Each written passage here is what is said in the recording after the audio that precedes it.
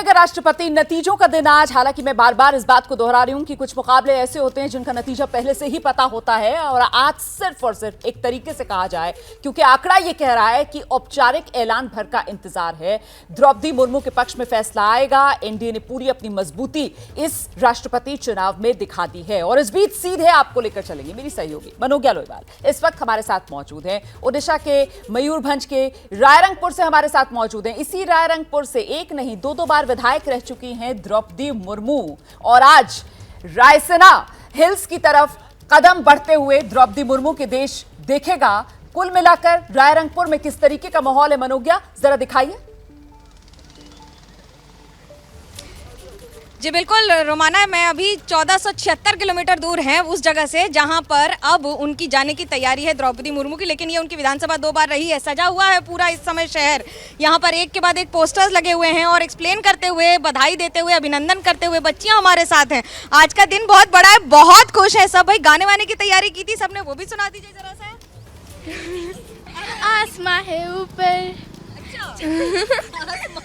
आसमां है ऊपर, आज मैं नीचे। कौन सा? आज मैं ऊपर आसमां नीचे, आज मैं ऊपर आसमां नीचे। अच्छा, कितना खुशी का दिन है आज आप लोगों के लिए द्रौपदी दीदी? खुशी है, हम लोग बहुत खुश हैं, क्योंकि वो हम लोग उनके मयूरभंज में वो प्रेसिडेंट हुए हैं। Second female. आपकी वेशभूषा क्या है, ये खासियत क्या है इस ड्रेस?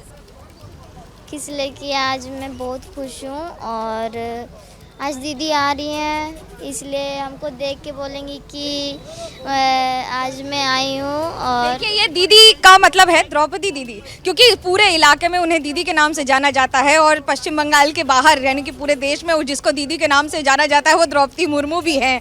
लेकिन आज जो उत्साह है वो ये कि सारे लोग यहाँ पर, एक और तो ये NH 220 को पूरी तरह से कॉर्डन ऑफ कर दिया गया है, तो वहीं दूसरी ओर घर को देखिए सजा दिया गया है। ये मान के चल रहे हैं लोग कि आज दिवाली मनेगी, आज दीपावली मनेगी, लड्डू वड्डू बटेंगे। बहुत तैयारी है पूरी। हाँ, बहुत। क्या बना रहे, क्या खा रहे सब लोग? मीठा और वो हाँ, और वही सब, मीठा लड्डू। आपके लिए क्या कितना बड़ा दिन है आज का? बहुत बड़ा दिन है। द्रौपदी जी आज प्रेसिडेंट बनने वाली है, तो बहुत अच्छा फील हो रहा है, प्राउड फील हो रहा है। जब इस इलाके से आप लोग गुजरते हो, उनको मिलते हो, देखते रहते थे, तो क्या अभी राष्ट्रपति क्या बोलोगे जाके सबको? आप हमारे जिले से हैं। हाँ बोलेंगे, हम लोग यही कहिए है, हमारे जिले से है वही। ये उत्साह देखते ही बनता है। बच्चियों में भी स्कूल है, स्कूल जा रही है, लेकिन रास्ते में रुक कर इलाका देख रही है, घर देख रही है। रोज इसी रास्ते से जाती है, लेकिन आज इस रास्ते की खूबसूरती अलग है। आज यहाँ पर पुलिस की व्यवस्था है, आज प्रशासन पूरी तरह तैनात है। नेशनल हाईवे को इस समय आधे रास्ते को रोक दिया गया है, क्योंकि यहीं पर उनका घर है, उनके भाई का घर है। लेकिन वहीं दूसरी ओर SLS स्कूल पहाड़पुर में जो वो चलाती हैं, जहाँ पर उन्होंने न सिर्फ अपने दिन बिताए हैं बल्कि अपनी प्रतिज्ञा को भी आगे बढ़ाया है, ये सोचकर कि जैसे उन्हें दिक्कतें हुई थी पढ़ाई करने में, अब कम से कम वो ना हो। और अब जो तैयारियां और जब जो उत्साह, दोपहर तक आते आते तापमान तो बढ़ेगा, लेकिन यहाँ पर सुकून और ठंडक जरूर बढ़ेगी। बिल्कुल, मैं आपके पास लौटूंगी मनोज्ञा। आरती जी हमारे साथ यहाँ स्टूडियो में मौजूद हैं। आरती जी, ये जो मनोज्ञा अभी बात कर रही थी, स्कूली छात्राओं से बात कर रही थी, यूनिफॉर्म में हमने देखा वो लड़कियां खड़ी हुई हैं। और अगर मैं द्रौपदी मुर्मू जी के बारे में बात करूं तो वो अपने गांव की पहली ऐसी बेटी बनी जिन्होंने कॉलेज में जाकर, गांव से बाहर निकलकर पढ़ाई की। भुवनेश्वर आई वो अपने गांव से करीब 300 से ज़्यादा किलोमीटर के फासले पर, और यहाँ पर आकर उन्होंने कॉलेज में पढ़ाई की। पहली ग्रेजुएट अपने कॉलेज, अपने गांव की वो लड़की ऐसी बनी। तो कुल मिलाकर आज का दिन जो महिला सशक्तिकरण की हम बात करते हैं, उस लिहाज से भी बेहद महत्वपूर्ण, बहुत महत्वपूर्ण है। कोई ये कहे कि इसमें कोई ख़ास बात नहीं है कि पहले भी भारत की महिला प्रेसिडेंट रह चुकी है, लेकिन ये खास बात ये है कि ये जो महिला है द्रौपदी मुर्मू जी, वो कहाँ से आई है और कौन सी उन्होंने सफ़र जो तय किया है, कहाँ किस ऊंचाई पे वो पहुंची है, ये बहुत बड़ी बात है। ये जो इंस्पिरेशन जो वो बन रही है इन छोटी बच्चों को, आप देख लीजिए, यहाँ कॉलेज में जाती हुई महिलाओं को देखिए, यूनिवर्सिटी में जाती हुई महिलाओं को देख लीजिए, उन सब के लिए एक इंस्पिरेशन है कि इस डेमोक्रेसी में, इस लोकतंत्र में आप कहीं भी, किसी भी सतर से आए, किसी भी कम्युनिटी से आए, किसी भी इकोनॉमिक बैकग्राउंड से आए, आपके लिए मौका है कि आप भारत की सबसे इंपॉर्टेंट, सबसे बड़ी कुर्सी पे आप बैठ सकते हैं जी। तो मेरे ख्याल से ये बहुत सिग्निफिकेंट है। लेकिन उसके साथ साथ द्रौपदी मुर्मू जी पहली ट्राइबल लीडर, आप महिला को भी एक तरफ छोड़ दीजिए, लेकिन ट्राइबल कम्युनिटी जो सबसे पिछड़ी हुई कम्युनिटी मानी जाती है, आरक्षण होने के बावजूद उनके जो इकोनॉमिक ग्रोथ, डेवलपमेंट वो बहुत धीरे लेवल पे हुआ है। उनकी जो बिल्कुल, आप जिस बात का जिक्र कर रहे हैं, अशोक जी हमारे साथ स्टूडियो में वहां पर मौजूद हैं, उन्हीं से इस पर कमेंट लेते हैं कि महिला के तौर पर देश को दूसरी महिला राष्ट्रपति मिलेंगी। अच्छा, ओडिशा से आने वाले तो वीवी गिरी साहब जो हैं वो पहले राष्ट्रपति थे जो ओडिशा से आते थे। अब द्रौपदी मुर्मू जो हैं वो ओडिशा से आने वाली दूसरी राष्ट्रपति बनेंगी जब औपचारिक ऐलान हो जाएगा। लेकिन आदिवासी, जिसका जिक्र अभी आरती जी भी कर रही थी, और वो भी संथल समुदाय से आने वाली पहली आदिवासी राष्ट्रपति जब देश को मिलेगी, तो ये तो इतिहास होगा। इतिहास तो होगा, लेकिन इतिहास बनेगा नहीं। इतिहास सिर्फ इसलिए होगा कि एक सिंबॉलिक रिप्रेजेंटेशन है। हम कहते हैं कि चलो दलित को राष्ट्रपति बना दिया, एक बहुत बड़ा सिंबल, लेकिन उसमें होता क्या है? जो आप ऐतिहासिक निर्णय लेते हैं उसके ऐतिहासिक रिपल्केशंस भी होने चाहिए, नीचे तक जाना चाहिए। आज नई राष्ट्रपति हम दे रहे देश को जो एक आदिवासी समुदाय से आती है। आज से 6 साल पहले एक राष्ट्रपति इस देश को दिया था जो दलित समाज से था, उत्तर प्रदेश से था। जब वो राष्ट्रपति जी अब राष्ट्रपति भवन त्याग कर अपना दूसरी जगह शिफ्ट हो जाएंगे, उनके पूरे कार्यकाल में क्या हुआ? उत्तर प्रदेश में एक दलित मंत्री लिखता है मुख्यमंत्री को और अपने पार्टी हाईकमान को कि मैं दलित होने के वजह से अधिकारी मेरे सुनते नहीं हैं। तो मेरा सवाल ये है, तो फिर दलित राष्ट्रपति बनने के मायने ये सिंबॉलिक है? क्या हम सिर्फ सिंबोलिज्म में जी रहे हैं? जी। 75 साल देश के आजादी के होने के बाद अमृत महोत्सव ये मनाते नजरिया, हैं। बिल्कुल, तो वो मैं वो नजरिया चाहता हो हूं। सकता है। मुझे लगता है जरा सा राजेश बादल जी का रुख करें। लेकिन राजेश बादल जी, अभी द्रौपदी मुर्मू जी के बारे में क्या ये आंकलन करना थोड़ा जल्दबाजी नहीं होगा? क्योंकि बतौर झारखंड की राज्यपाल हमने देखा किस तरीके से कुछ बिल उनके पास वापस आए जिनसे वो सहमत नहीं थी, जिनको लेकर उनके मन में ये बात आई कि ये जनहित में नहीं है, और उन्होंने वो वापस लौटाए। जी देखिए, द्रौपदी जी के जब राज्यपाल वो थीं तब निश्चित रूप से ये उदाहरण उनके नज़ीर के तौर पर राज्य में पेश किए जाते हैं। लेकिन एक बात और भी है कि दरअसल जो संवैधानिक पक्ष है भारतीय संविधान में राष्ट्रपति के चुनाव का, वो किसी भी प्रत्याशी को, चाहे वो पक्ष से हों या प्रतिपक्ष से हों, ये बहुत साफ कहता है कि वो राष्ट्रपति ना तो वर्गों में बांट के देखा जाएगा, ना वो दलों में बांट के देखा जाएगा, ना वो किसी जाति और संप्रदाय और उसके आधार पर देखा जाएगा। इसलिए ये चुनाव दलगत राजनीति के आधार पर नहीं होते, और इसलिए मैं कह सकता हूं कि अब ये देश केवल एक, जब वो द्रौपदी मुर्मू जी राष्ट्रपति हो जाएंगी तो वो सिर्फ आदिवासियों के हितों की हिफाजत नहीं करेंगी, वो अल्पसंख्यकों की हिफाजत करेंगी, वो महिलाओं की हिफाजत करेंगी, समाज के तमाम वर्गों की हिफाजत करेंगी। इस नज़र से मैं आज कहीं खबर पढ़ रहा था कि शायद उनके बारे में कोई एक पार्टी उनकी शोभा यात्रा निकालेगी। दरअसल जब वो राष्ट्रपति चुन ली जाएंगी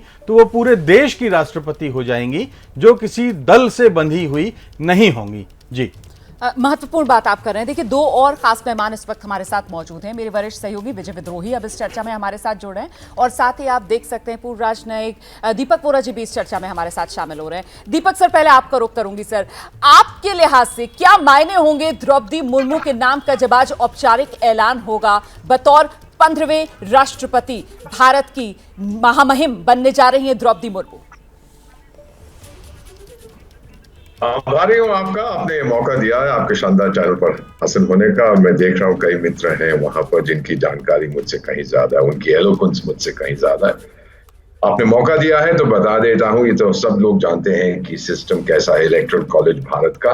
कई देश हैं जहां पर के राष्ट्रपति जो हैं वो भी इनडायरेक्टली या प्रोपोर्शनल रिप्रेजेंटेशन से इलेक्ट होते हैं। सबसे ज्यादा अंतरराष्ट्रीय समुदाय में अगर इंटरेस्ट है तो वो अमेरिका के प्रेसिडेंशियल इलेक्शन में होता है, और सबसे कम होता है चाइना या नॉर्थ कोरिया, क्योंकि हम लोग सब जानते हैं वहां क्या होने वाला है। तो हमारा जो है प्रेसिडेंट ऑफ इंडिया, उसकी इलेक्शन इन दोनों एक्सट्रीम्स के बीच में कहीं आती है। हमारे नेबर्स में शायद कुछ इंटरेस्ट होगा, लेकिन वो यही कहेंगे कि वो इस समुदाय से हैं, उस समुदाय से हैं, एटसेट्रा। जब रामनाथ कोविंद साहब इलेक्शन जीते थे उस समय भी जितने इंटरनेशनल कवरेज हुई थी वो सब कहते हैं वो दलित बैकग्राउंड से हैं, और फिर वो बड़ी बड़ी कमेंट्रीज देते थे दलित की क्या हालत है इंडिया में, एटसेट्रा एटसेट्रा। और इस महीने में भी जैसे ही वो जीतेंगी ये आप देखेंगे कि यही प्रकार की कवरेज होगी। इसीलिए मैम मैं तारीफ आपकी करना चाहता हूं कि आप लोग बहुत अनबायस्ड कवरेज कर रहे हैं। अभी हाल ही में पिछले 5 दिनों में गल्फ न्यूज जो दुबई से छपती है, उन्होंने एक आर्टिकल छापा था कि भाई इलेक्शन होने वाली है तो इसमें ये तरीका है। टाइम मैगजीन ने भी कुछ लिखा था कि मेरा ख्याल 6 महीने हो गए कि बड़ी बड़ी इलेक्शंस कौन सी होने वाली हैं दुनिया में 2022 में, उसमें इंडिया का भी एक रेफरेंस था। और ये सब कह रहे थे कि ये हिंदू नेशनलिस्ट पार्टी की जो जीत होगी, एटसेट्रा एटसेट्रा, जो भी उनकी कैंडिडेट होंगी। ओ मेरे अंकल, अगर नेशनलिस्ट हैं तो क्या ये बुरी बात है? अगर मैं कल को कह दूं कि American anti nationalist democratic party या एंटी नेशनलिस्ट रिपब्लिकन पार्टी, क्या बकवास करते हैं ये लोग। मैम हम जीत रहे हैं इलेक्शन, हम जीत रहे हैं, भारत जीत रहा है, भारत की परसेप्शन बदल रही है। इन लोगों को मैं इतना कहना चाहता हूं, मैम क्षमा कीजिएगा मेरी भाषा का, शट अप। नहीं, आपने बहुत शानदार तरीके से आपने अपनी भावनाओं को व्यक्त किया है। विजय जी, आपका टेक? भारत जीत रहा है, भारत का परसेप्शन दुनिया भर में बदल रहा है और भारत को पहली आदिवासी महामहिम मिलने जा रही।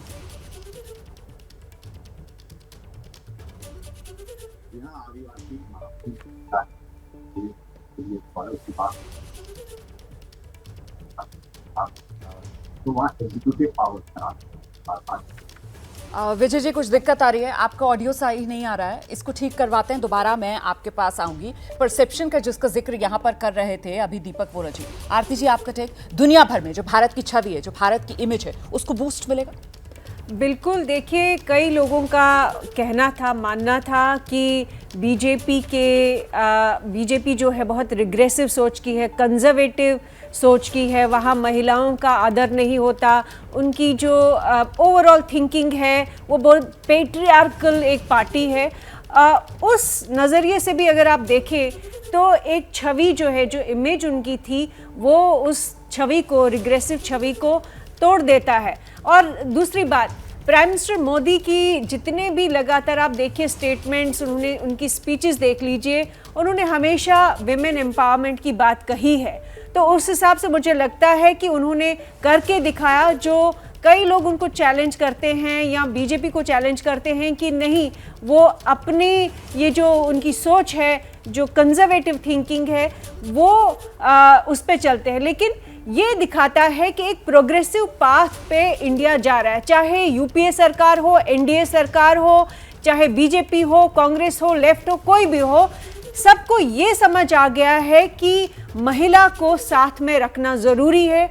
ये समझ आ चुका है कि विमेन एम्पावरमेंट इंडिया की ग्रोथ और डेवलपमेंट के लिए बहुत ज़रूरी है। बिल्कुल, महिलाओं को साथ में रखना ज़रूरी है, एससी समुदाय के लोगों को साथ में लेकर चलना ज़रूरी है, आदिवासियों को साथ में लेकर चलना ज़रूरी है, पिछड़ों को, दबे हुए को, कुछ लोगों को, सबको साथ में लेकर चलना ज़रूरी है। तो कुल मिलाकर इससे क्या आपको ऐसा लगता है अशोक वानखेड़े जी कि बीजेपी का जो सामाजिक दायरा है समीकरणों का सियासी तौर पर, वो और मजबूत यहां पर होता हुआ नजर आएगा?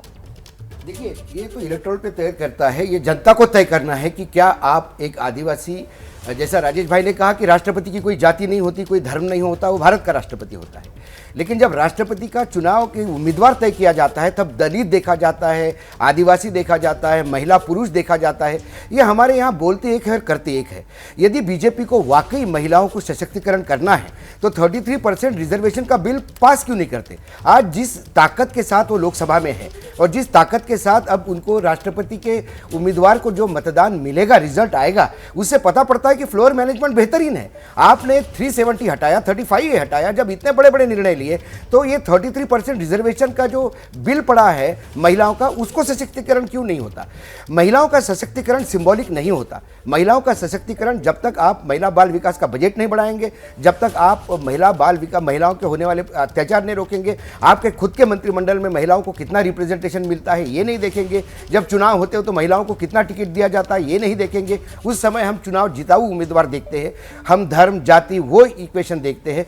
ये मजबूरी है सभी पॉलिटिकल पार्टीज की, इसलिए ये टेलीविजन की चर्चा टेलीविजन तक और ड्राइंग रूम तक रहती है और अखबारों की हेडलाइन बनती है कि एक महिला सशक्तिकरण। हमारे यहाँ महिला राष्ट्रपति रही है, पहले भी रही है, क्या हमारे यहाँ उसके बाद महिलाओं का एकदम उत्थान हुआ है? नहीं हुआ है। उनके होते हुए भी जो इस देश में जितने महिलाओं पे अत्याचार बढ़े, जब राष्ट्रपति लेकिन क्या हम इसको इस रूप में नहीं देखेंगे कि एटलीस्ट वन स्टेप फॉरवर्ड, एक कदम आगे हम बढ़ाते हुए नजर आते हैं और पूरी दुनिया में ये हमारी छवि बनती है? सर मुझे आगे, अच्छा जी जी, एक सेकंड में जवाब दूंगा जल्दी से। ये सारी चीजें सिंबॉलिक रिप्रेजेंटेशन देने से नहीं होगी। ठीक है, पहली स्टेप फॉरवर्ड आप किसी पुरुष को बना दीजिए राष्ट्रपति, कोई पायना नहीं होता, 33% रिजर्वेशन महिलाओं को दे दीजिए।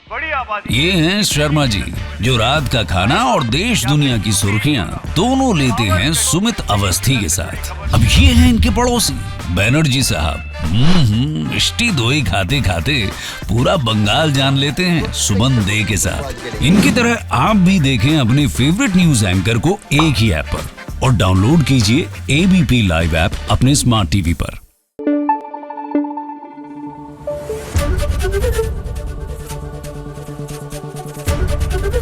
एबीपी न्यूज आपको रखे आगे।